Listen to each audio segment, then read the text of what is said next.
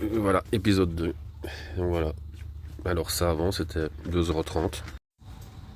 Alors ça aussi, enfin bon c'était 60 centimes. 1,09 € pour 1 litre de lait. Génial. Alors ça c'est le plus extraordinaire. Hein.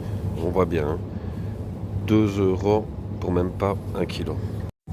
Alors le saumon il y a 2-3 mois il était à 2,99 €. Maintenant 4,39 €. Génial. Voilà, mes chères pommes de terre. Alors ça par contre c'est excellent hein, parce qu'on importe des quantités, des tonnes phénoménales de pommes de terre en Belgique alors que je comprends pas. Alors ici aussi la mayonnaise, je sais pas, c'est fabriqué avec des œufs qui viennent de Pétauche donc encore une fois je comprends rien. Et voilà, ça c'est le plus abusé, c'est sur les fromages. Il y a 2-3 mois d'ici c'était 1,20 €, 1,25 €. Cherche l'erreur.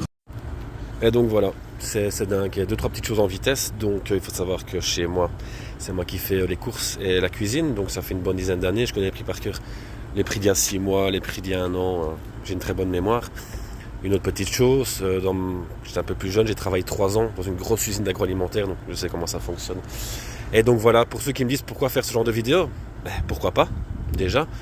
Alors j'ai un commentaire en me disant qui mange de la margarine c'est très mauvais pour la santé. C'est pas une question de manger la margarine, c'est une question que déjà pour préparer ton souper, déjà ça a augmenté quoi, genre un peu de matière grasse tu vois, pour cuire ton steak, si tu arrives à t'acheter un steak bien sûr.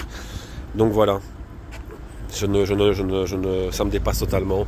Et alors sur les tomates, pour ceux qui me disent que l'électricité a augmenté, que l'essence a augmenté, tout ça, je veux bien croire, il n'y a pas de souci. Mais alors il faut m'expliquer comment ça se fait que le kilo de tomates belge qui se retrouve en Espagne est moins cher qu'ici en Belgique.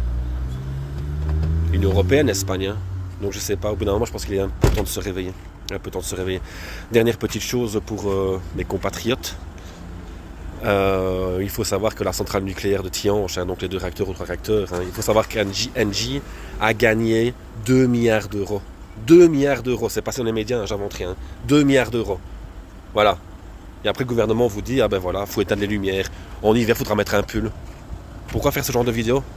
Pourquoi pas? Pourquoi pas? Voilà. Bref, portez-vous bien, courage à tous, et puis voilà, c'est que le début. Hein.